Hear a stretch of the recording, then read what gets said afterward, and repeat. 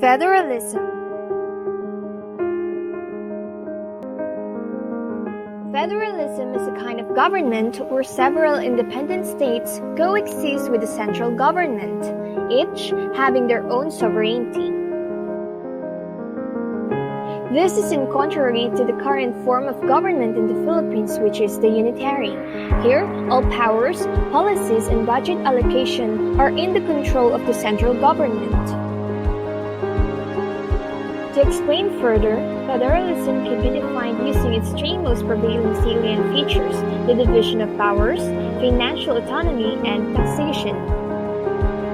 In the division of powers, unlike unitary form of government, where all political actions are highly dependent on the central government, starting from law imposition, taxation, budget allocation, and industry development, which slows down the address of certain issues and concerns in local governments. The federal form of government will be reconstructing the Philippines into 17 federated regions with governors and a federal capital, which will be led by a prime minister. Here, both the central government and the states possess their own supreme power based on their own area of sovereignty. The national government is mainly concerned in handling matters that affect the country as a whole, using its enumerated powers. On the other hand, the state governments also have their reserved powers, which are responsible in managing matters on their own regions. However, there are still shared powers exercised by both the national government and states called concurrent powers. Under this, neither the national government nor the states can change the basic division of powers the Constitution makes between them. But despite this division, the preamble of the proposed constitutional draft mentions permanent and indissoluble nation as a safeguard against disunion or separation of a region. In financial autonomy, they have the ability to freely manage their own finances and create strategies in catering the needs of their regions. The states will take over their finances because only 20% of their total income is given back to the national government, while 80% remains under the management of the states.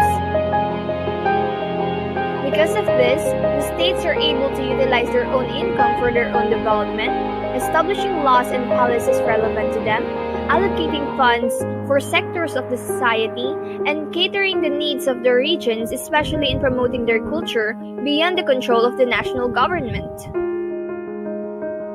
With this, states that might possibly lag behind will be supported by the national government.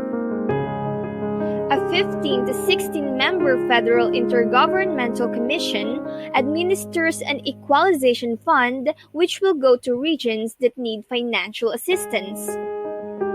The fund will be 3% of the General Appropriations Act from the national government. The collected taxes and revenues from custom duties and sales of imported products and other taxes from states that will fall under the national government's authority will be allocated to states for the equalization fund. The subdivisional governments will have the power to impose taxes to their respective regions. The worth of taxes and fees that will be in the hands of federated regions will depend on the level of their economic activity. These are the taxes and fees to be collected by federal regions. However, the federal national government still has the power to impose and collect taxes, duties, fees, and other impositions except those granted in federated regions to avoid double taxation.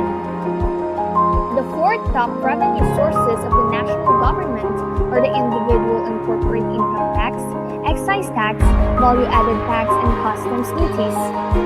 Half of the revenue from the four top revenue sources of the government should be distributed equally to the regions, while the other half will be retained by the federal national government for its own operations and programs. Nevertheless, whenever Congress enacts taxation laws, they must make sure that taxes imposed by these laws would be uniform, equitable, and progressive, whether national or regional.